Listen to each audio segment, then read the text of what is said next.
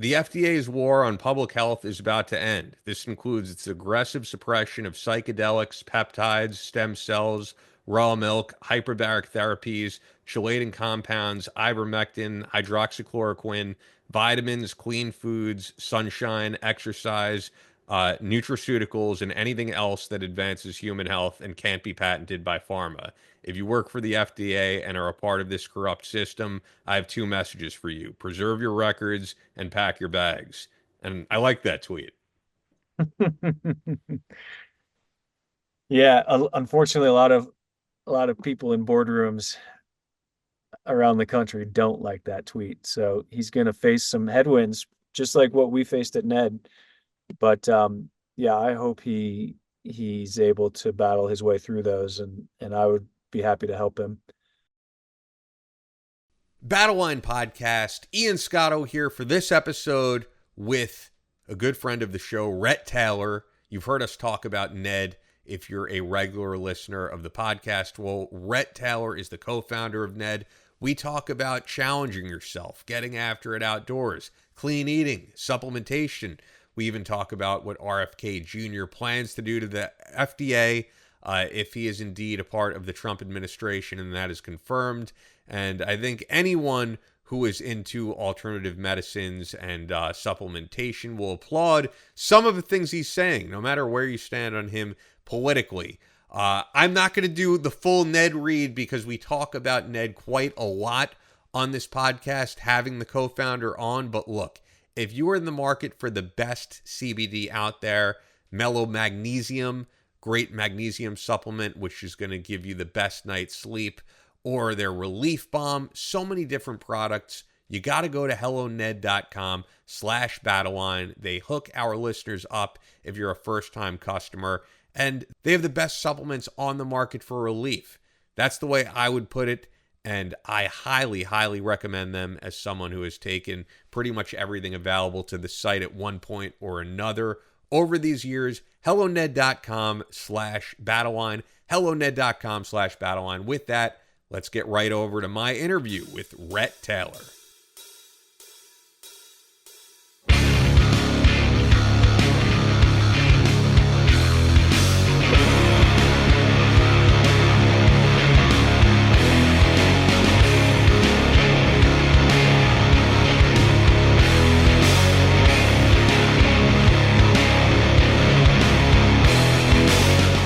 From Kansas City to New York City, from planet Earth to extraterrestrial life in space, a podcast with no equal, engaged in unconventional warfare through your speakers and headphones. This is a show about embracing the suck, conquering your demons, and finding God in the face of adversity. Chris Tonto Peranto. Switch is on. Motherfucker, I'm gonna shoot you in the face. Ian Scotto. You know, Ian and I have been dating for a long time. You are now tuned into the Battle Line Podcast.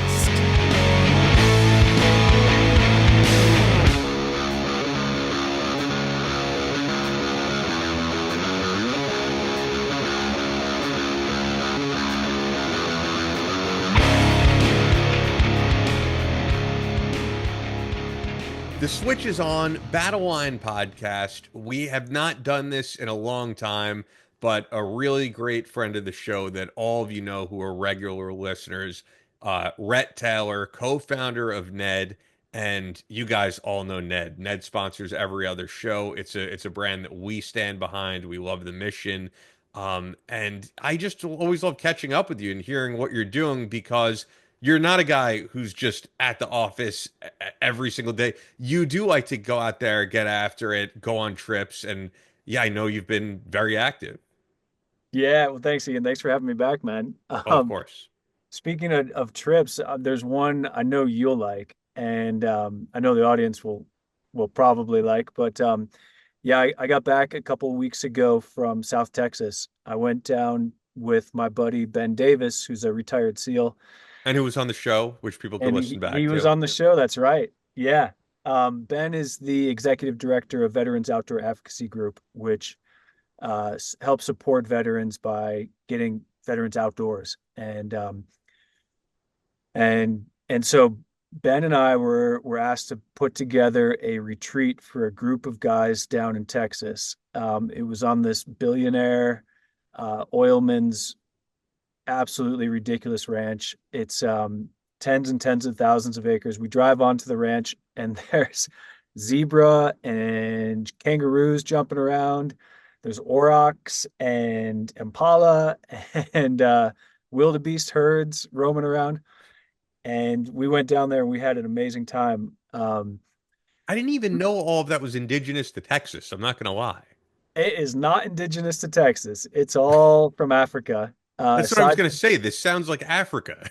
Yeah, well, all the animals were they're exotic animals from Africa that were brought over in the as up to the 50s. You're not allowed to just bring animals over from Africa anymore, but they're descendants of zoo animals, and they're bred and raised on the on this ranch, and but we were brought there to lead these guys through a a a stress course, a Navy SEAL stress course. And I was telling Ben about this opportunity to work with this group. And I said, I really don't know what to do with them.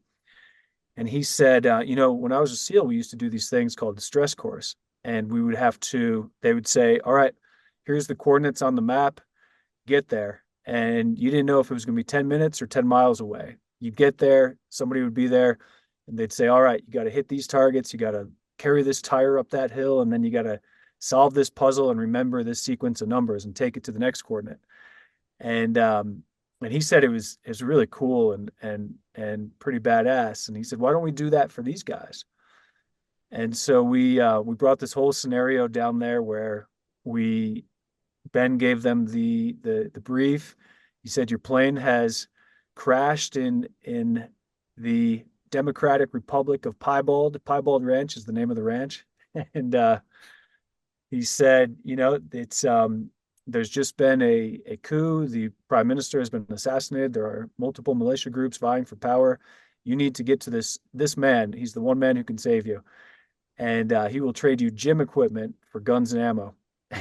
And so we had them carry a bunch of kettlebells and dumbbells and feed sacks up to me where I was waiting with a truck bed full of really, really fun toys that they then used to Ben ran them through a shooting course, and we had them answer all types of poignant questions about themselves as men, and it was a really amazing exercise, and all around us are zebras and wildebeest, and we just had a great time. Yeah, we actually touched on this on the last episode with Kirk Spradley, and it's interesting you mention it. We had like the head of Men's Alliance on the show before. I don't know if you listened to that one, or we had on Evan Seinfeld, formerly of Biohazard, but Oh now yeah. is a part of that mentorship group. And it seems like there is a big demand now for men to be able to get together out in the open, discuss things that they wouldn't normally feel comfortable discussing, and yeah, working with each other on things that society kind of keeps us shelled away inside, that we don't really get to release. Yeah, absolutely. Absolutely. It's times are shifting, and not all of us are keeping up with that, but we're as men we're becoming much more introspective, and we're finding that through vulnerability we can find deeper connections. And so this group, it's an amazing group. I mean, you've got these are Texas, died in the wool Texans who love shooting, they love hunting, they love the land, they knew every species of animal, grass, thorn. I was incredibly impressed with their knowledge of the land. And these are men's men. And we went deep. We talked about what it means to be a man. We talked about what it means to be a businessman, a father, a husband, a friend. That's not being talked about enough these days. And the pressures of all of that. And we had a really fun time, but we cried, we laughed, cried again, and it was all okay. And our fathers and grandfathers, it would not have been okay. Um, Yeah, and yeah. so, yeah, it's times are changing, and it feels really good. And a lot of us have been through so much that we need each other, and it's just very important to know that we're not the only one. One of the things I mentioned in that was the more you give, the more you get. So the more you share, the deeper you go, the more vulnerable you are, the more you get back. Somebody mentioned something which I'll keep confidential, but it was really hard for him to share this. He was even trembling, shaking, could barely get it out. He said, "I've never shared this before." It scared the hell out of him to share it. And it took a lot of courage for him to do so. It would have been a lot easier for him not to. And you know what happened? Out of the 8 guys, 2 of them raised their hand and said, "Yeah, man, me too." And 2 others raised their hand and said, "Yeah, me too, 2 years ago, but here's how I solved it. Here's how I can help you solve it." And if he hadn't spoken up, if he hadn't said something, if he hadn't given, he would not have gotten anything in return. So it was a truly powerful time. And the shooting was fun, the play acting was fun, you know, but it was the biggest takeaways came from those intense, deep, and vulnerable moments. Yeah, and you said this to me before we hit record. You were talking about stuff that you're working on for the future, and you said, yeah, like a lot of the time I'm here in this office, I'm working on building the brand and everything, and this isn't what I'm always meant to be doing. I should be outside. I don't want to be shackled to a desk, and I think a lot of us in this modern age, it's like it's kind of what we have to do unless you're from a part of the country where you work on a farm or that type of thing, especially with like the growth and everything with AI. I think some of it is magnificent to watch. At the same point, I think we're becoming less. We're becoming, I guess the word be like. I'm trying to think of the way to describe it, but we're less like animalistic. We're less in touch with our ancestors, and yeah, we Mm, are just like staring at a screen nearly 24 hours a day, and it's not good. More, I was going to say more domesticated. Yeah, yeah, yeah, we are. Our ancestors, they were challenged every single day, outdoors, physically, mentally challenged. Going all the way back to saber-toothed tigers, like yeah, snakes in the grass, to tribes that didn't want you on that piece of land, to just the day in, day out of hunting and carrying your shit everywhere you went as a nomad. Um, they were challenged all the time. And as a result, their perception of their limits was massive. They were limitless. There was very little that they didn't think that they could do. A lot of us these days, because we're not challenged in that way anymore, we're challenged in many, many other ways, but they're new to us. New challenges like our health and the foods we eat causing all types of problems within our body. The fact that we stare at screens for 12 hours a day. Um, but we're just not challenged anymore. And a lot of us, some of us in developed countries, we could just skate by, skate through life with a roof over our heads, food in the fridge, and somebody that loves us, without ever really getting out of our comfort zone. And to I me, mean, you that's never even have to leave your house anymore. We exactly. get everything delivered through Amazon and through Uber Eats. And I know some people will go, "Wow, this is awesome! All of this innovation." And yeah, on some level, for sure, man. If you shut down all this technology and I can no longer do the podcast, I don't know what I would be doing. I think it's important that we have that balance, and I think that there are men, hopefully like you and myself, like who do strike that balance and who do realize, okay, I'm on the computer too much, I'm on my phone too much, I need to get outside, I need to get that those natural endorphins rather than Mhm. that dopamine rush from doom scrolling. Yeah, exactly. But you and I remember what it was like to play outdoors and ride our BMX bikes around and catch frogs and build tree houses. And a lot of kids, my daughter's 12, she's we live in the mountains, and so she's fortunate in that regard, but her contemporaries, a lot of them don't. And they take the bus to school, they take the bus home, They don't go outside, and they spend all their time indoors. And so they're growing up without those memories and that knowledge that, yeah, being outdoors feels good. It feels right. And the reason it feels right is because that's our natural home. That's where we are from, is nature. It's Nature is our first mother. It feels good to go home. It feels good to be with your mother, hopefully. Not Yeah. always. But but yeah, it's been a lot of fun experimenting with this and really pushing the limits, and getting that challenge again that we're not getting any longer. And as a result, a lot of us, we don't know what our limits are. We don't know how capable we are. We don't know how strong we are. And a lot of us are living in this little circle, right? And the circle is designed by our brains. These are our limiting beliefs.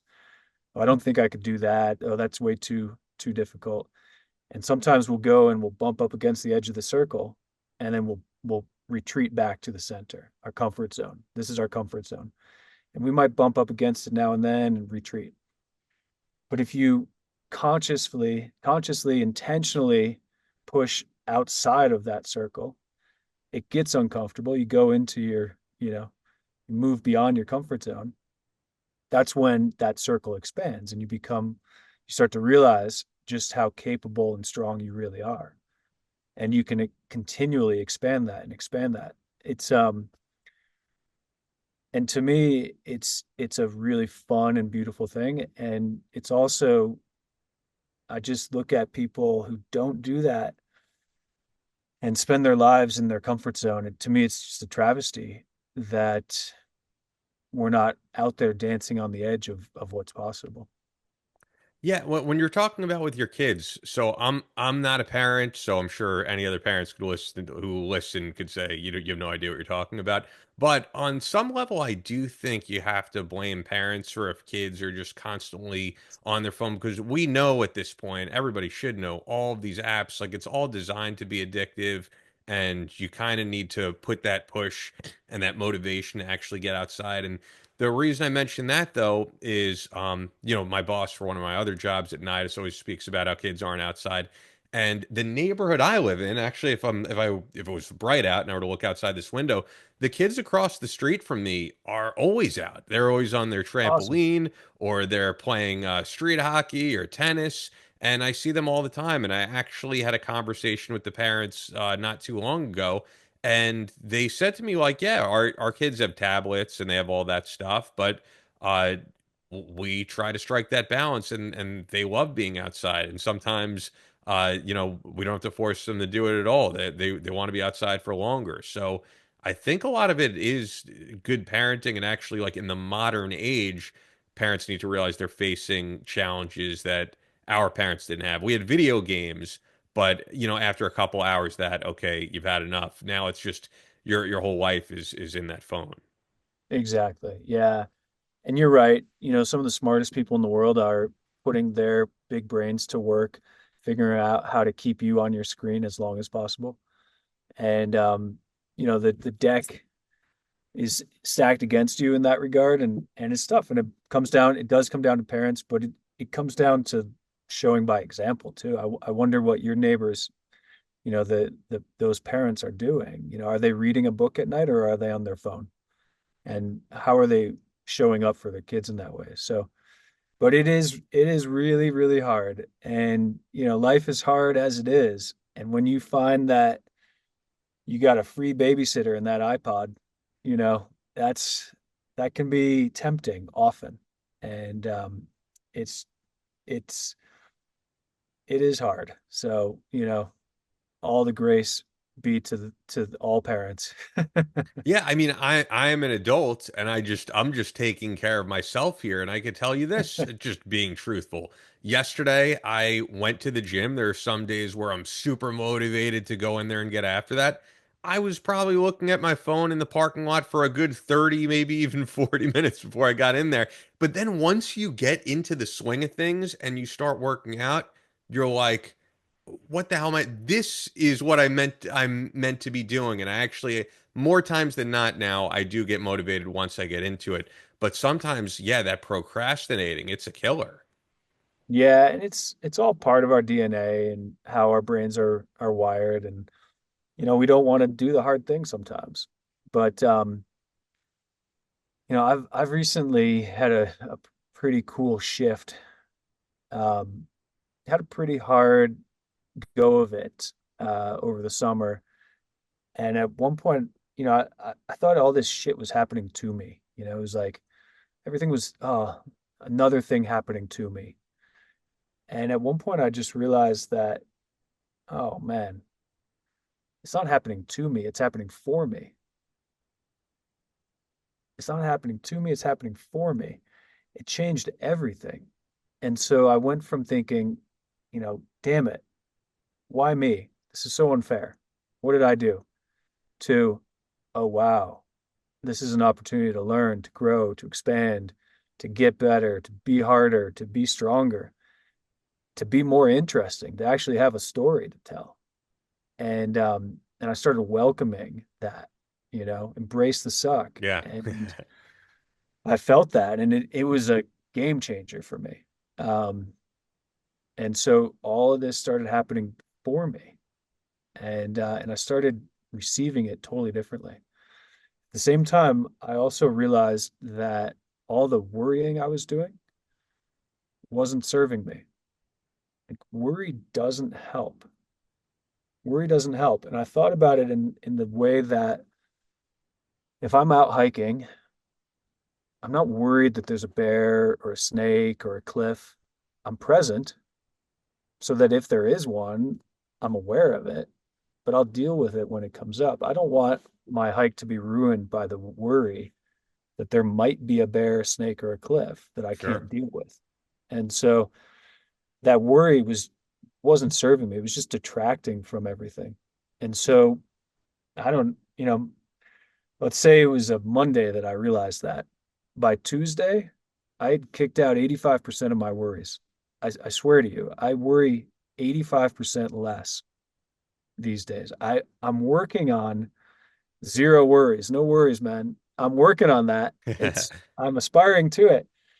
But in one fell swoop, I just banished 85% of my worry. And a Yeah, lot of and it I came, think it's yeah, like people hearing this might be like, well, that's a lot easier said than done. But and I'm sure you've heard these same words that you're speaking many times in the past, but sometimes it just clicks because of experience. It takes experience for something like that to click. it does. It does. And that's why I felt like, oh, okay, it's happening for me. I'm getting the experience. I'm getting the experience. And I'm also out there seeking these experiences too. So I do something called Misogis. Yeah, you were And asking me if I knew about this, and I'm not familiar, so I'm probably many in the audience aren't either. yeah, well, I think you're gonna love this, Ian. So a Misogi goes all the way back to ancient Japanese scripture and myth. And in the oldest written text in Japan, there's a story about a Shinto god named Izanagi. And Izanagi was married to the goddess of fertility, and they had an amazing marriage, as you could imagine. Mhm. And she died in childbirth, and she went to the underworld where all the gods go when they die. And Izanagi he was a wreck, couldn't sleep, he just cried all day long. And eventually he said, you know what? I gotta do something to make my life better. And so he said, I'm gonna go down into the underworld and I'm gonna bring her back. So he ventures down into the underworld, and it's hell, and there's demons and fire and brimstone and all of it. And he battles his way, and he finally eventually makes his way, and he finds his wife. And he realizes though that she is already decaying and turning into a demon herself. And he realizes too that if he stays much longer, he's going to start to do the same. So he turns around, he makes this mad dash for the exit, and the demons are pulling at him. They want to keep him there forever. And just when it looks like he's not going to make it out, he digs deep, finds the courage and the will, and perseveres and pushes beyond his limiting beliefs and breaks through the gates of hell. What he does is he jumps in this cold river and really washes off all of the detritus of hell. And he feels this very purifying, energizing, re-energizing, uplifting experience that that Shinto practitioners, samurai, and Aikido practitioners have now practiced for the last 2,000 years. And in Japan, a misogi is they'll go into cold water, the ocean, a waterfall, the river, and they'll have this purifying experience once a year. Now, in America, we heard about this story and we go, that's cool. The purification thing, that's very Japanese. I really dig the epic endurance quest through hell. Like we like that here in America. So we've kind of created our own type of misogi, which is an epic challenge, an adventure, typically outdoors, typically a day long, maybe a couple days long, but like a really big physical feat. And the rules to misogi are, first rule is don't die. The second rule is it's got to be so hard that you really only have a 50-50 shot at success. So if your misogi is run a marathon and you think you probably could do it, that's not your misogi. It needs to be, well, what about running 30 miles? Yeah, I think on like my best day, if I train a bit, I could probably do that. And if I give it my everything, well, that's still not your misogi. Your misogi is 35 miles. And you should fail half the time. And I've been doing these now about 8 or 9 years. And How many times a year? About once or twice a year. Okay. So this year my misogi was to climb Denali, and the last day on Denali, the summit day, is a big day. It's like a 12 to 15 hour day. That was going to be my misogi. We didn't make it up to the summit. We got weathered out. We had 2 weeks of terrible weather and had to bag it.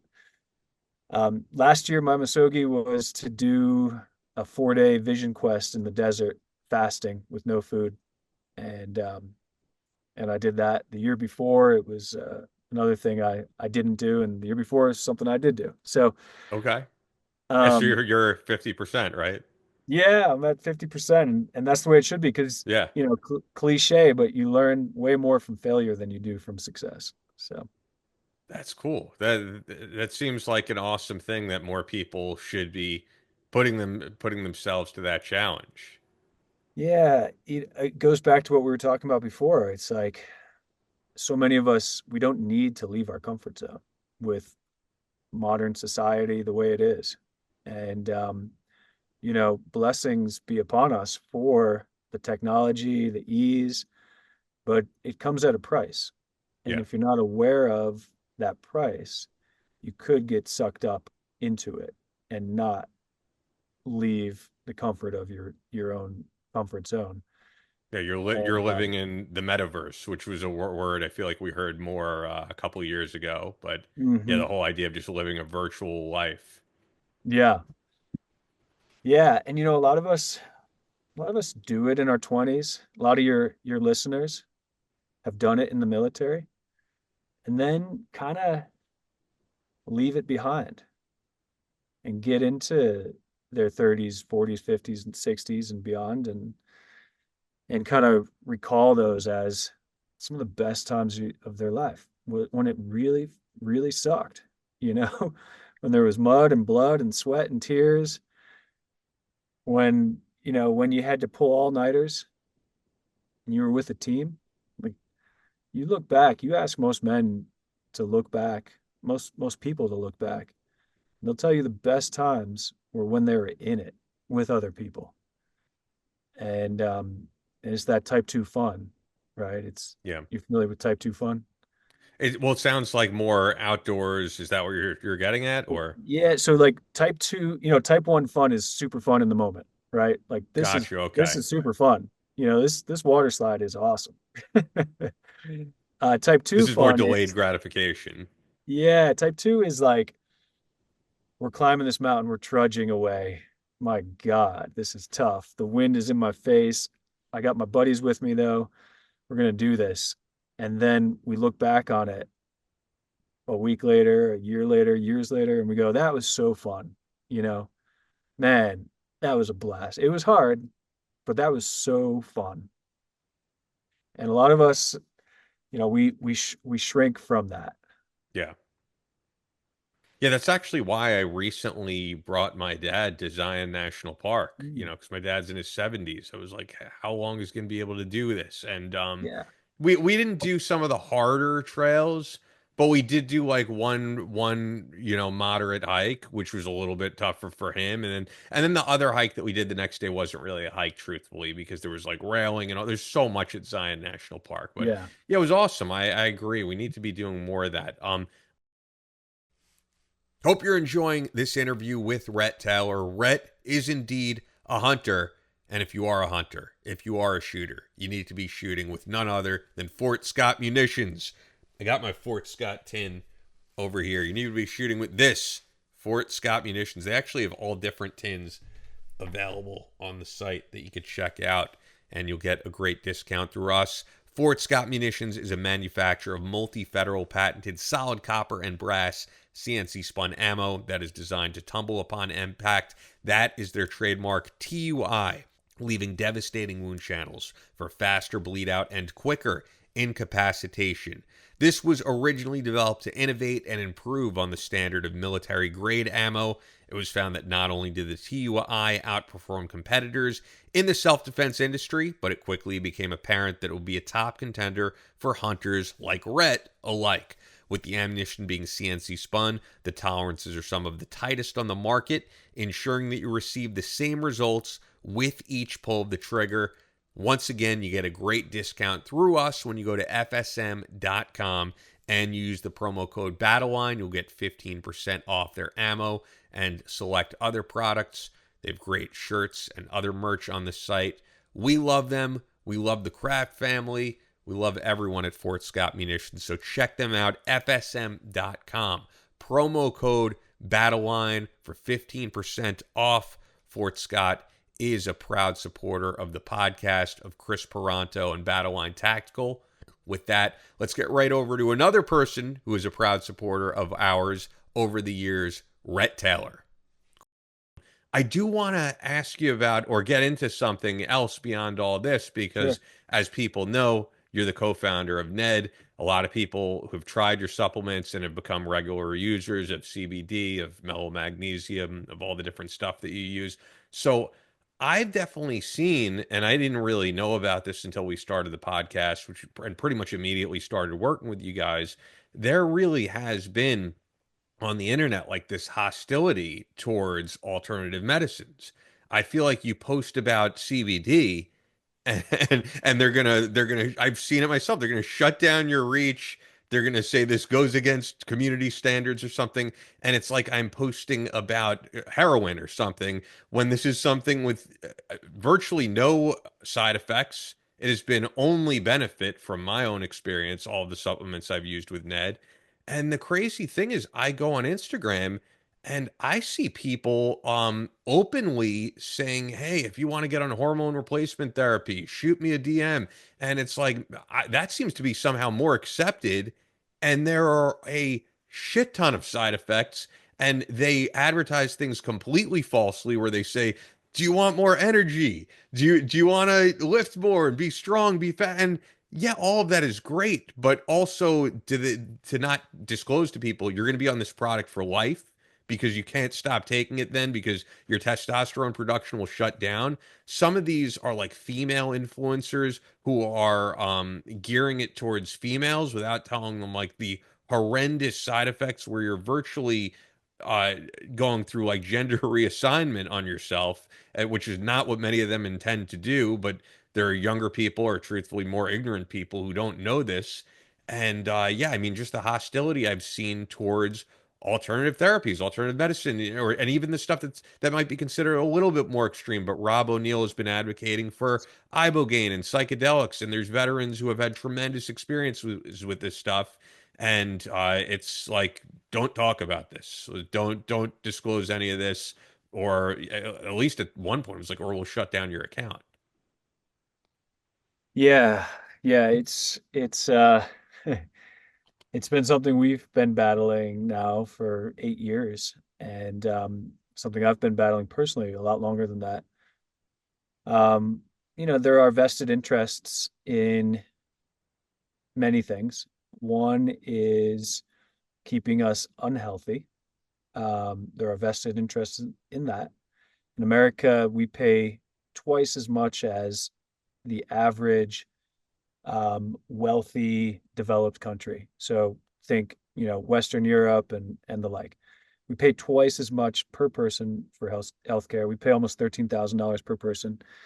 In the Netherlands and France and Germany, and they average about $6,500 per person, so half as much. We lead the world in obesity and heart disease and dementia, and a lot of that is stemming from what we're eating, and the ingredients that are in what we eat, unfortunately. And every time somebody tries to say something about this, we've seen it with RFK. Every time a company such as Ned develops a natural alternative to pharmaceuticals, or a natural alternative to GMO slash sugar slash all of it in the food, they face a vested interest in shutting that down. There's just so much money in big food and big pharma, and it's really difficult to move beyond it. And there's that is America at this point, unfortunately. Yeah, as we're recording this, it is breaking news right now that that RFK Jr. is going to be, I don't know if it's head of the FDA, whatever they're appointed, but also he's going to have to go through the process. Who knows if he'll even have this position? And yeah, I know that there's people who don't like many of his positions on things. I know like the more controversial stuff with vaccines, people are going to have different perspectives on, of course. A lot of people in the science community say that he's putting out false information. Putting all of that aside, because there's going to be people who agree with it, people who don't. The stuff that I think everyone should be on board with is that he's been very vocal about, if you buy Kellogg's like Fruit Loops in Canada, it is a completely different ingredient panel than what you buy in America. And it's just because we are legally allowed to put all these additives just to make the greens look greener and the reds look redder. And so kids want it more because it looks this way and it's more addicting. Where these other countries are looking out and saying, no, we don't want to put all these dyes in our food. And there's a lot of the stuff that we were eating when we were maybe 8 or 9. It's completely different ingredients than what they're doing today with scientists making these products more addictive. And I think everybody should be on board that that is a real problem. And he's pointed out that the life expectancy in America has gone down, that we used to be way ahead of everybody in life expectancy. And now we're, I don't know I'd have to look back, like 12th or 13th in the world or something. And it shouldn't be that way. And I don't think it's controversial to say it does have to do with the diet of Americans. It absolutely does. And the evidence is there. And I understand Kellogg's point of view. They want to make more money. And that if a company like them can be honest about that, I get that.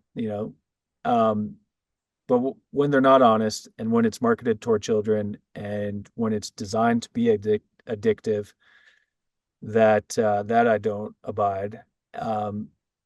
It all feeds each other, though, right? I mean, we just talked about big pharma and big food, and big agriculture, and they're all feeding each other. They're all making money from each other. So it all leads back to the money. I had a ecom class in college, and this one guy, he always fell asleep in class, and the professor would call on him, and he'd say, "Mr. Thompson, what was the answer to the question I just posed?" And the kid would say, "I'm sorry, I fell asleep." And Eventually he called out, he said, you know what, the next time I call on you, just say money, because money is the answer to everything.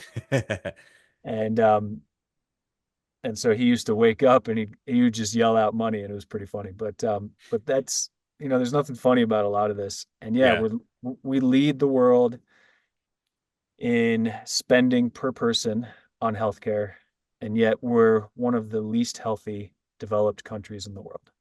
And there's no coincidence there. There's no secret there. It all ties back to the money. Yeah, And and then also, and this ties back to it as well in terms of the laws.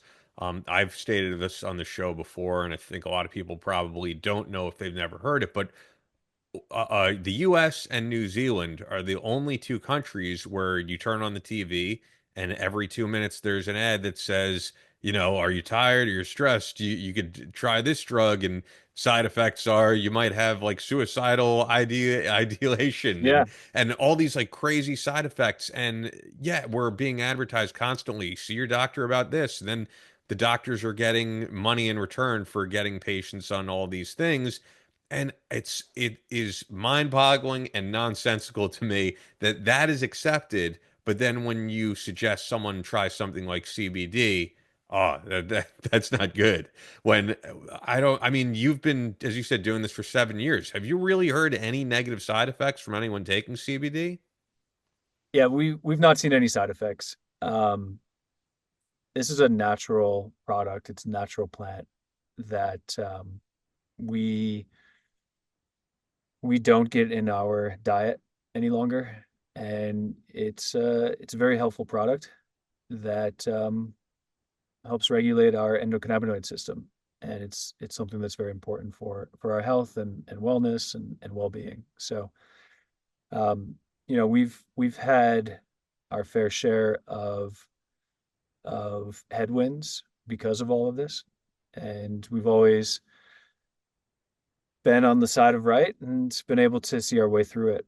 So, we have tens of thousands of testimonials, and I read all of them, and we're not seeing the side effects. Yeah, I mean, and the thing that I love about Ned too, that's different than at least the other CBD companies I've seen out there, is when you look at something like the Brain Blend. So before I even did this podcast, I was always big on supplementation for a really short period of time. I worked at a call center for a vitamin company, and a lot of the stuff they were selling, I was not a big fan of, and I do think they just, tried to push different products and people who may not have needed it. But it was my introduction to learning about a lot of this stuff. And then I started looking into things like ginkgo biloba leaf and lion's mane and all these stuff that are great for mood and for brain function and for mental health. And also as someone who was diagnosed with ADD, I don't know if I even think that that's a real thing at this point, but I do know that if I'm not doing something that's stimulating to me like we're doing right now, I do have trouble paying attention at times. But at the same time, I don't want to be on these medications I was prescribed when I was younger, like Ritalin or Metadate or Adderall. They all have terrible side effects. And I think tons of people could really benefit from something like the Brain Blend, where they're not just getting CBD to relax, but they're also getting lion's mane, ginkgo biloba leaf, and all those benefits. Yeah, yeah, I love Brain Blend. It's one of my favorite products of ours. I use it before any kind of, I used it before our this podcast right now. See, So, I've said this to Chris, and that's crazy. It's crazy to me because it contains CBD, and for me, anything that contains CBD, I have to take before I go to sleep because I get tired on it. I'm ready to go to hmm. sleep. I wake up the next day alert, but Chris has said he's taking it during the day. I personally cannot do it, so it's surprising to me. Oh no, I use it, and we added ginseng in there to give a little bit of energy boost in the Brain Blend. It's got ginseng, ginkgo, bacopa, lion's mane, gotu kola, CBD, and CBG. And for me, it's a uplifter. I love it. I feel super sharp for hours. So is that weird that I have to take it at night? Anything with CBD, I have to do at night. Yeah, I don't know. I don't know. I mean, every body is different. So yeah. Yeah, I guess it like the ingredients impact people differently. But yeah, because for me, that I mean, one of the main benefits of CBD is for restlessness and like, Hmm. people who can't get a good night's sleep, insomnia. And so even if it's a product with those added ingredients, I still feel those effects of CBD very much. Well, you're lucky. I you're a cheap date. That's good. Yeah. Yeah, the thing, like, over the years of doing this too, I've met so many people who still say I like they regularly take something like NyQuil, and it's Mm, crazy to me. Like, mm. I get exercise, eat properly, and then take a supplement at night that will help your sleep, whether mellow magnesium or CBD. It's that Mhm. simple. Yeah, yeah. Yeah, I mean, it's not a silver bullet though, too. It's like if you're crushing coffee all day long and then you're drinking, 3 beers or 3 glasses of wine or more or whatever you're drinking, and you're stressed out and your adrenals are low and all of it, you know, there's not much that's going to help. And that though is when people get on that that really dangerous train of Ambien or Xanax or NyQuil or something like that, and then or melatonin too, which our bodies make on their own naturally, and we start supplementing with melatonin, our bodies stop making melatonin, and we need to take more and more melatonin, and then you try to stop taking melatonin, and your body just doesn't have it any longer, and you need to come back to baseline. So that's another tough one. We've always stayed away from melatonin, but yeah, when that whole cocktail comes together of not exercising, being stressed out, eating, drinking the wrong way or not the healthy way, um, it can be really hard to sleep. And then honestly, man, I see it. Even people who are doing all the right things, still can have a hard time sleeping because we just have so much on our brains these days. And it's not it's not natural in our evolution. It wasn't that long ago when we had less than 100 belongings. You know, how many how many things do we have these days? Like how many things are on our minds these days? And you know, it's just harder to be a human being these days. And we our society has far outpaced our evolution, and it's creating a kind of a disconnect for us of what we can do to help ourselves. Yeah. Do you worry about innovations in AI and that type of thing, like making this exponentially worse? No, I think intentionality around it all, curiosity around it all is important. And I think that there's a lot of good that we can gain from it. But if we're not careful, we can again get sucked up in it. And if you talk to the heads of all the major tech companies like Apple or TikTok or Instagram, they don't let their kids use their products. Yeah, I've heard Mark Zuckerberg has said that. Yeah. Yeah, they don't let their kids on their products. And That should say everything. Yeah. yeah, exactly. Yeah, I wasn't sure if you wanted to add to that, but I mean No, it's I, just I want to drop the mic at that. I mean, I think that that's like the proof is in the pudding there, right? yeah. So then what do you do as a father? I mean, do you have your kids, are they not allowed on any of those apps? Because even my boss at Nidus, he struggles with that. He has a teenage daughter, and he's the most tech savvy guy I know. He's into AI and all that, and I know his daughter is on some app that's geared for kids, but he keeps her off TikTok and all that. Oh yeah. No, I have a 12-year-old daughter, Sienna, and she wants it all. She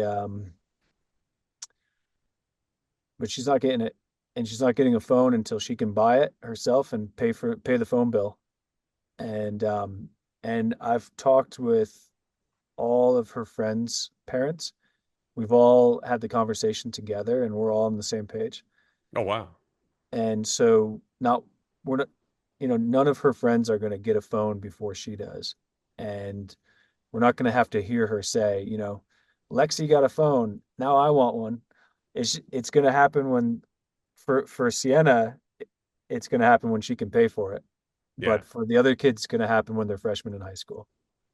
For you personally, because I feel, and actually Chris too, I'm one of the only people I know who does this, and Chris, there are weekends where my phone is completely off. There's weekends where Oh the yeah. phone isn't even near me and it's there in my kitchen, and to the outside world, they think you're out of your mind, you know. And then I've seen my mom, you know, and she'll text me and they'll say, "Oh, are you mad at me?" And it's I'm not mad at anyone. I just want to disconnect because I'm so plugged into this at all times, and not by choice. We're kind of mandated to have it. Uh, Hmm. I mean, you really can't function in today's world if you just work for a company that does things online without it. So if there are days where I can go without it, I'm gonna take advantage. Yeah, likewise. And for me, it's every Sunday. I keep my phone away every Sunday, and I do a lot of camping, a lot of backpacking, motorcycle trips. I spend a lot of time outdoors, and I use my phone as a camera on those trips. That's it. Yeah. And even that, I feel like sometimes people go on these adventures and it's like, I got to take a picture of this, and a picture of Totally. this. And yeah, they're or doing it for the gram, air fingers quote, as people say, Oh yeah. instead of living in the moment. I was actually just speaking. I mean, this isn't nature related, but I was speaking to the same person I was just talking about from Nidus, because I was over his house before he came here. And I'm looking to go to LA for New Year's Eve. And I was thinking about when I went to the Comedy Store 3 years ago, and and other people might not like this. I said, I think this is the greatest thing that they have this rule that if you go to the Comedy Store in LA, they give you two rules. They say you can't heckle the comedians. I think that's good. And then they give you a little pamphlet, or a little envelope to put your phone in, and they say you can't use your phone during the show. If you want to, you could walk outside quietly at any time, just take it out of the envelope, do whatever you want. But while you're in here, you can't use your phone. And for one, I think it allows people to be in the moment. And then I know just for two, with the comedians themselves, some of this material they're working out that they want to do on the road.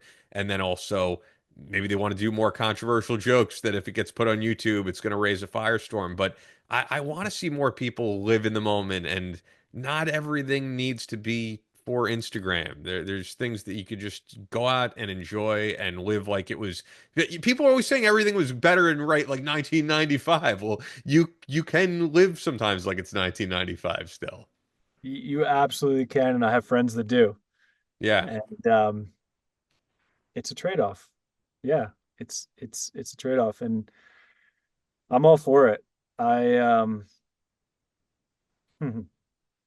buddy of mine this morning, he sent myself and two other friends a picture of a tent, just a big old tent. And he said, for $900 we could buy this tent and fuck off to the woods for the rest of our lives. And I said, dude, I got a couple things to do this morning, and then I'm game. Are you ever tempted to do that? Because running a company, all this, you really can't do that. Yeah, but I do for short periods of time, up to a week or so. I went Denali was 2.5 weeks, and I need it.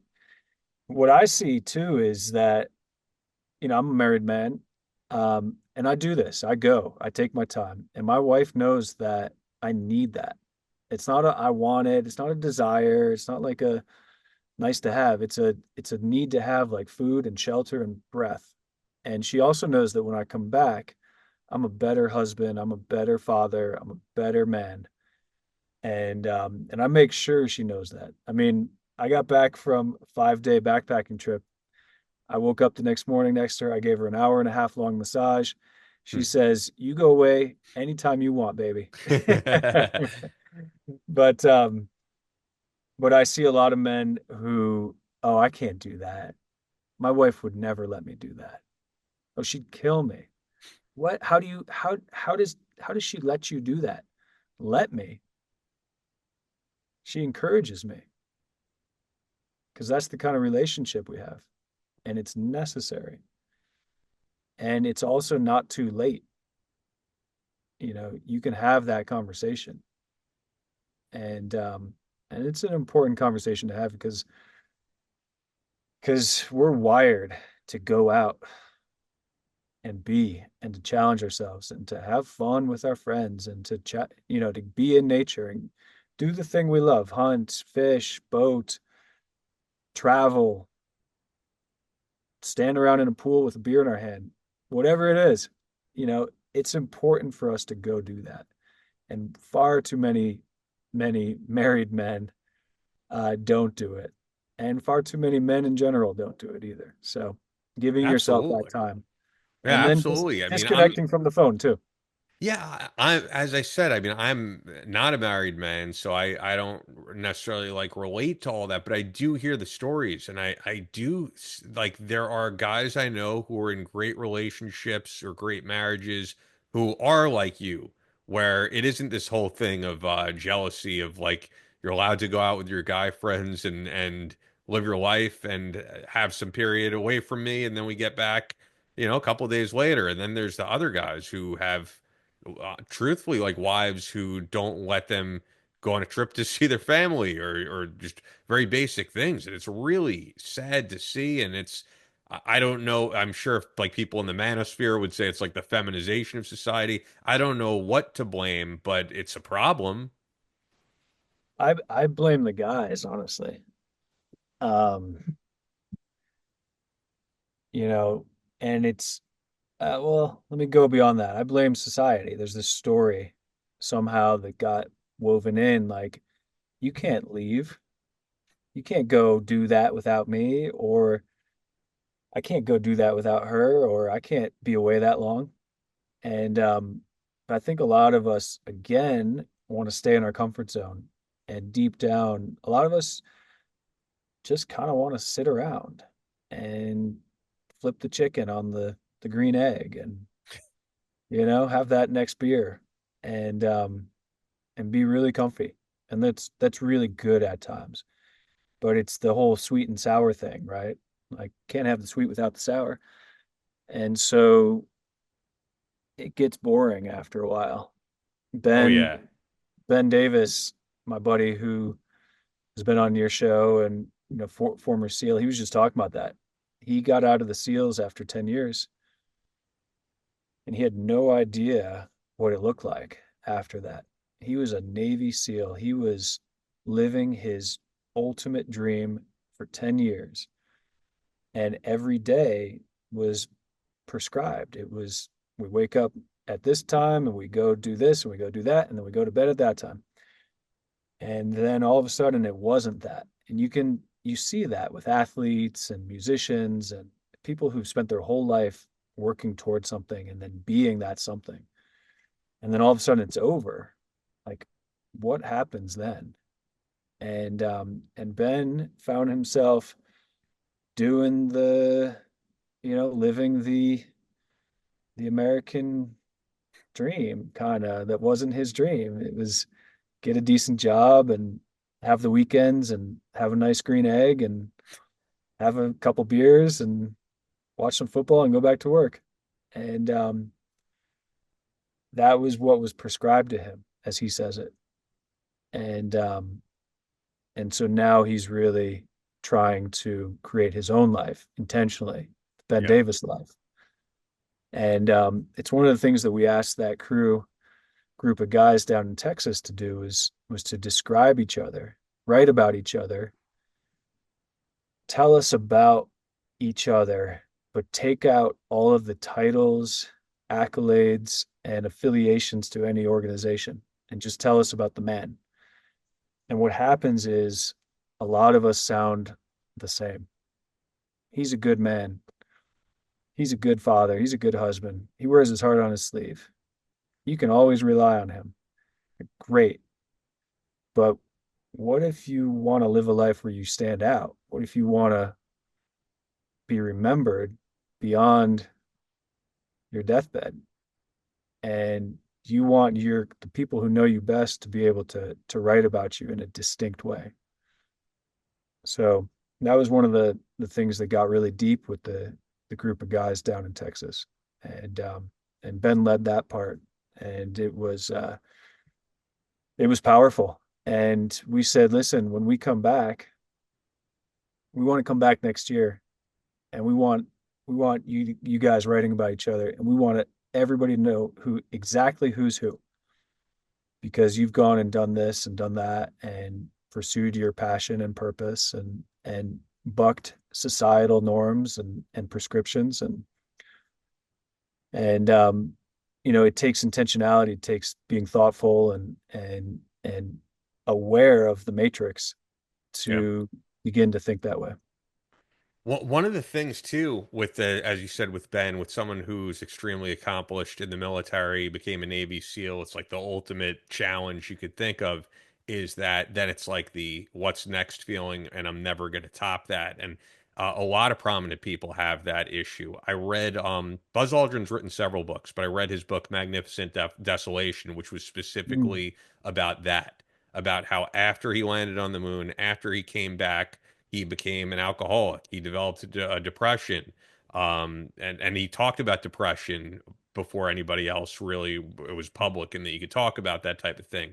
And he was doing all sorts of ridiculous jobs. He was like selling used cars and doing like signings at vacuum stores and really weird stuff before there was like a public figure world, because this was like the 80s and maybe early 90s, and it was just really strange. But for him, he was just like, how do you top landing on the moon? Well, what do I do next? Um, or for example, I read an article, I remember a while back, an interview with Brian Wilson from the Beach Boys, and there was just this really sad quote where he said, "I sit down at my piano and I want to create a song, but I just think to myself like." I'm never going to write anything that is going to be like anywhere near California Girls. I'll never top that. And I get really discouraged from ever writing anything again. And I do think that that's a problem for some people that they struggle through is like I created this amazing amazing thing. I persevered through the most strenuous challenge you could think of, and now I have to go back to civilian world and just sit at a desk all day and maybe get married or something. Absolutely. And I think a lot of your listeners can relate to that. Um, and it's driving a lot of depression and suicide among veterans. And yeah, I mean, being part of that team, being part of a team, doing something so challenging, it can feel like that's, man, those were the best years of my life. Like, what have I got to look forward to now? Yeah. Yeah, then like what's the next challenge? And I think you need to find a new challenge in life. You Even do. even people who physically can't do something that they were able to do, like there's just always has to be something on that bucket list that you want to tackle.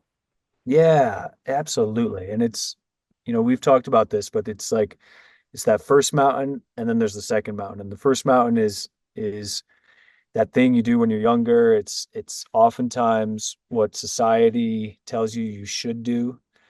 It's, get the good job, make as much money as you can, get the house, get the wife, get the husband. It's all the stuff And they say in Fight Club, if anybody's a Fight Club oh fan. yeah, there you go. Exactly. Just go watch Fight Club. But yeah, that's it. That's exactly right. And then you realize you get to the top of the mountain, you realize, well, the view up here sucks. It's IKEA furniture. And and then and then if you're fortunate, you realize that and you go, all right, let me go climb a different mountain. And that second mountain is much more about your purpose, your passion, what you're here on earth to do. And it's about giving back to other people. And that's It's going such to a mean something differently for everyone. I mean, totally. like recently we had on the show Sammy Steigman, Holocaust survivor, and most of the decades following surviving the Holocaust, he never really spoke about it. And it wasn't until maybe I think he said like 2 decades ago that he gave a speech to the kids, and like now his life's mission is to tell people about what happened, and he will speak anywhere for no fee. He's just fly me out there and I'll speak. And he was saying like his goal, he's like, maybe I'll do it, maybe I won't. But my goal is I want to speak in Australia. And he just wants to find a group who wants to have him in Australia to speak. And like Sammy's in his mid 80s now. He's become a friend of mine since coming on the show. And like Oh, that's even beautiful. even him, he's finding new challenges. Yeah, exactly. It's one of the reasons I love Team Rubicon. It's like Team Rubicon, I'm sure a lot of people are familiar, but will go into disaster zones or impoverished areas and go and help out. And it's very much about bringing that teamwork, the hard work, the mission that a lot of people experience in the military to those situations where they can make a direct, helpful impact. And I know a lot of people get a lot out of those Team Rubicon, Habitat for Humanity, those types of organizations that bring people together, create teams, set you on a mission for good, and go. And we're designed for that as human beings. We're designed. There is a chemical in our body that releases dopamine and serotonin when we help other people. And the reason is that we needed to help people on the savannah when we were evolving out of trees, and that would help our species develop. And it's still within us. And so yeah, that that drive to help, it's helpful, and at the same time it's selfish, and selfish in a good way. Selfish, that word gets a bad rap, but when we're doing things for the right reasons and we're selfishly doing them that way because it feels good, then good things happen. And yeah, finding that next thing can make or break a person. And I'm really grateful for Veterans Outdoor Advocacy Group, Vogue, Team Rubicon, Habitat for Humanity, and all the other great organizations. And then there's the individual pursuits, Yeah. like Sammy, who you just mentioned. And it doesn't even have to be so grand. It could just be, I want to, you know, I heard about somebody who's um, the father passed away, and the neighbor has cut their lawn for the last 5 years. Never went and said anything. Hey, do you need your lawn cut? Just went across the street and mowed the lawn, and has done it ever since he passed away, and gives him a ton of purpose, and it feels good. It can be little things like that that make a big difference to people. Yeah, absolutely. I agree. And I think if you go out there and maybe you feel like I don't have anything to do, there are plenty of organizations you could probably find out there that you could volunteer your time to. And I think anyone struggling with purpose probably should go out and find something that they could do to give back to others. Um, I know that Ned has a ton of things on the horizon that you can't really talk about, so we won't talk about all of it. But I guess of what you can say, what does the future hold for Rhett and for Ned and for I think just the world of health, alternative health in general, if there's any new innovations that you're seeing that people need to be checking out, because you guys are always on the cutting edge of like what people should be taking. The stuff that you just said about melatonin, I didn't know all of that. It's important to know though. Yeah, well, I'm really excited. I'm encouraged by the direction that people are going when it comes to natural alternatives, and the awareness around kind of the incumbent, which has only been around for 100 years. It was back in the 1920s that things kind of changed over to synthetic drugs and pharmaceuticals. But before that, we used to go to nature. We used to go to sanitariums, and we would drink mineral water, and we would, you know, spend time outdoors. And so I'm really encouraged by the growing awareness for the issues around pharmaceuticals, and the growing awareness for the benefits of returning to nature, reconnecting with nature, getting away from our screens, and just spending time outdoors, being happy and healthy in a community if possible, eating naturally, sleeping according to our circadian rhythm, you know, when the sun goes down, when the sun comes up, and that's the way we evolved. I'm really encouraged, and I spend a lot of time looking at what they're doing in Japan and South Korea around, doctors are prescribing nature to people. They're writing it down on a prescription and saying, go spend 3 hours in the park, call me in the morning. Yeah. And By the way, this is the same thing RFK is talking about. Is once again, people might not like everything the guy stands for, but I have to find the post because he's talking about the same thing about like what he wants to see happen. So yeah, yeah, and I love it. I love it. And so I'm encouraged by that. With Vogue, Veterans Outdoor Advocacy Group, our mission is to reduce the amount of money spent on medication for veterans and reduce the amount of medication veterans are taking. And a lot of what we're doing at Vogue is cutting edge, which is getting veterans outdoors. And we've gotten the um, one of the last bills that Trump signed before he left office the first time was for the VA to uh, spend money and dedicate funds toward veterans doing things like whitewater rafting and surfing and fly I remember fishing. we spoke about this when we had you and Ben on. Yeah, so now the US government pays for veterans to get nature therapy That's to great, and I would hope because you never know, Biden didn't like dismantle that. No, no, not at all. This was a Good. bipartisan, everybody wanted this. I would And hope so. Yeah. yeah, and it's going great. Um and so that's really cool. There's a great documentary on Netflix about taking veterans surfing. When you're surfing, you're not thinking about anything other than the wave you're about to catch, hopefully. And and the impact that has had on PTSD and the amount of medication and all of it is just massive. So I'm really excited about all that. I'm excited about the awareness that's being created by RFK Jr. and the issues with Kellogg's and many others. I'm excited that yeah, people are kind of waking up to this. Yeah, And I found the tweet, by the way, and I wanted to read it because I would hope everyone would be behind this because I think he's speaking your language here. So this was just from a few days ago. He wrote on X, the FDA's war on public health is about to end. This includes its aggressive suppression of psychedelics, peptides, stem cells, raw milk, hyperbaric therapies, chelating compounds, ivermectin, hydroxychloroquine, vitamins, clean foods, sunshine, exercise, nutraceuticals, and anything else that advances human health and can't be patented by pharma. If you work for the FDA and are a part of this corrupt system, I have two messages for you. Preserve your records and pack your bags. And I like that tweet. yeah, unfortunately, a lot of people in boardrooms around the country don't like that tweet. So he's going to face some headwinds, just like what we faced at Ned.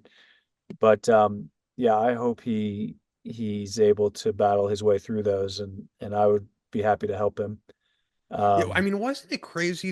I mean, not because I know people have harped so much on COVID, but it really was crazy that we would wake up every day and I would see here in New York Andrew Cuomo on the TV. We would all see Dr. Fauci on TV, and it's like not once was it even mentioned daily.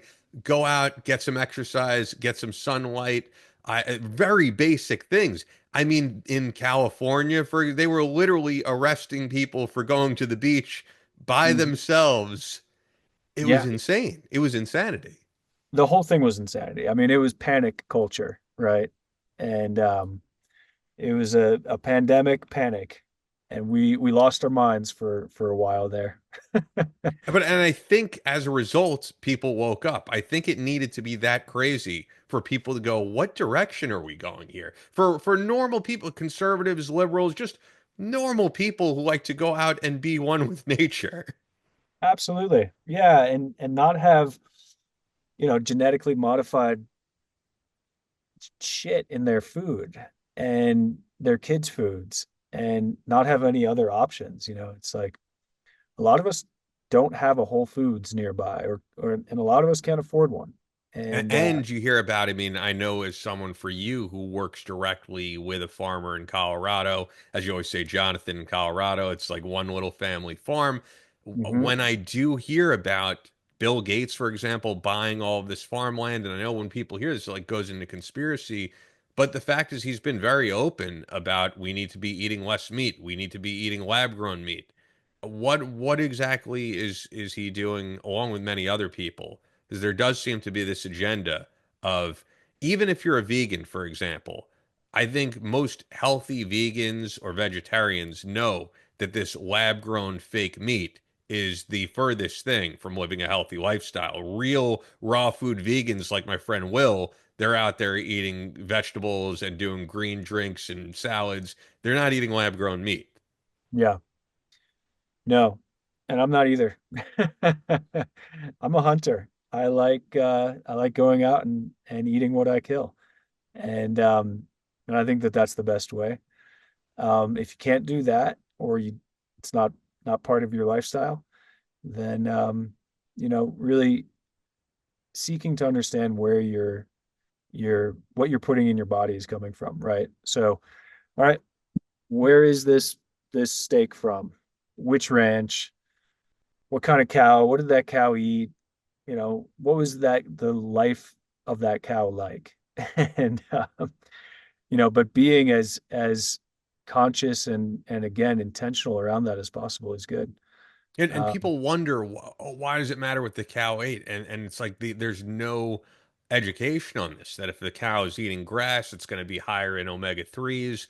I feel like the average American couldn't even tell you what a carb and a fat or a protein is. There's very little education surrounding this. So you kind of have to seek it out. you do, yeah, and you have to want to and dedicate time to it, and understand what the alternatives are, which um, aren't just seen in the waistline, right? It's seen in brain fog and just your whole mindset on the day. Um, it's yeah, I like that tweet too, and I really hope it happens. Um, but regardless, I think the tides are turning Yeah. and the winds are blowing in that direction, and people are waking up to it. And there's a lot of great content out there, like Mike Rinella's Meat Eater, and people are seeing this. And honestly, all the vegans and vegetarians I know are now meat eaters, and Wow. Okay. they're out bow hunting. And seriously, I'm everybody I know, surprised because, as I said, my friend Will, who actually recently moved from Hawaii to Mexico, he is full on raw food vegan, and he has been for many years. And like I said, I do respect it, even though that's definitely not my lifestyle. I'm a meat eater, but I would say whether you're a meat eater eating grass-fed meats or you're a raw food vegan, you are definitely ahead of the guy eating McDonald's processed food 5 days out of the week. yeah, absolutely. And all power to Will. Thank you, Will, because his impact on the environment is far less than mine. But I feel good when I eat good meat, Sure. and and I think about the way our ancestors ate, right? Yeah. So for the most part, our ancestors ate fruits, nuts, veggies, berries, and once in a while they would make a kill, and then they would feast on meat because it was going to spoil. And so I eat much the same. And I also eat a lot of fish because a lot of our ancestors ate a lot of fish a lot of the time. And so, yeah, for the most part, I'm eating veggies, um, and then I love a good big meal of a great steak, chicken, salmon. But for the most part, I eat fish and salad. Yeah. That's what I have for lunch and dinner. And I make a big smoothie with all types of good stuff in it for breakfast, and I'll get a lot of protein from peanut butter and things like that. So, Yeah, I do a lot of the same. I had one last question for you. I was just thinking mm, because you're a supplement guy. I don't want this to just be a shameless plug for Ned, which it wasn't. We talked about all different things. We went all over the place.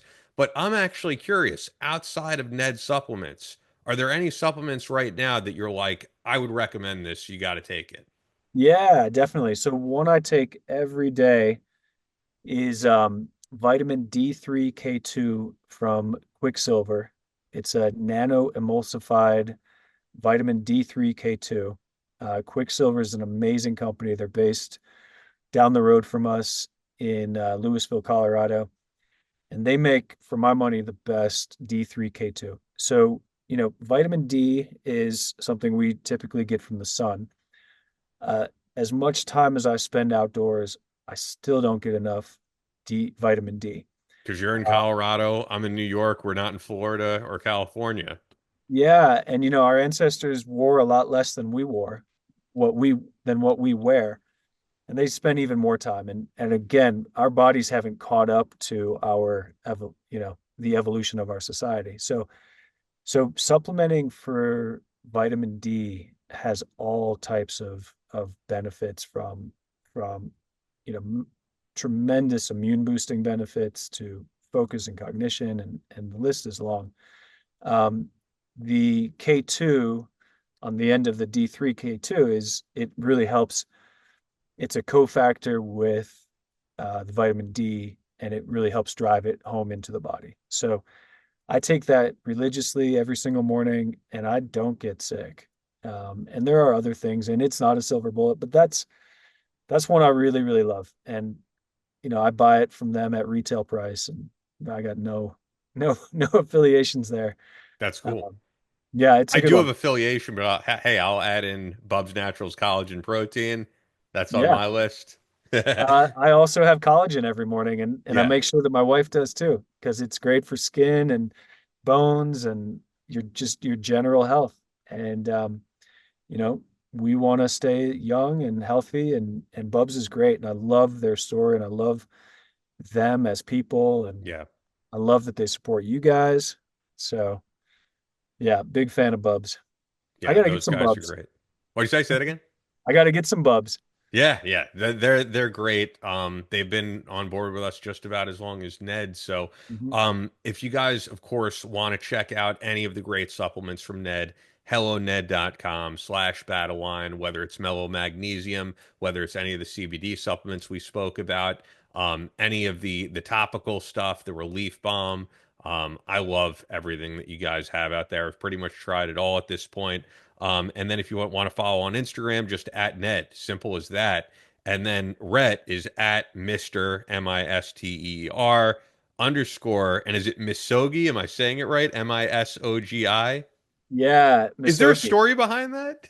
Yeah, that's the story I told of Izanagi and the journey into hell. Gotcha. Okay. That does make sense. Because I didn't even connect the two when you said it. That makes sense. Yeah. So yeah, Mr. Misogi, that's what my friends started calling me. That's funny. All right, And, so yeah, at Mr. Misogi, Mr. _ Misogi. It is always great having you on, and I figured it's just been long overdue. I'm sorry Chris was not here. As you know, there were times for a while where he'd be here one week, he would not be here. He's been pretty consistent, but every now and again he's got some type of speaking engagement, and I figured let's do this. Let's have you on. So this has been a really cool conversation, and hopefully you guys got something out of it. As always, wherever you're listening, subscribe. You can leave us a review on Apple Podcasts, leave us a comment on YouTube, tell people about the show. And unless you have anything else, that's it for me. No, just big gratitude, Ian. Thank you, brother. Absolutely. And do a Misogi, right? Let's do a Misogi. Yeah, everybody do a Misogi. Pick your one thing. You can go to my website too, rhettaylor.com, RET-Taylor.com. And I've got some info on Misogis and how to do it. And I'd love to help out too. So That's all for this episode of Battleline Podcast. But we're always posting new content on social media. Follow us on Instagram at Battleline Podcast and on Twitter at Battleline Pod. That's an order. Be sure to subscribe so you don't miss any new episodes up every Tuesday. Leave us a review on Apple Podcasts or your podcast platform of choice. Believe in yourself. Face all challenges head on. And as always, never quit.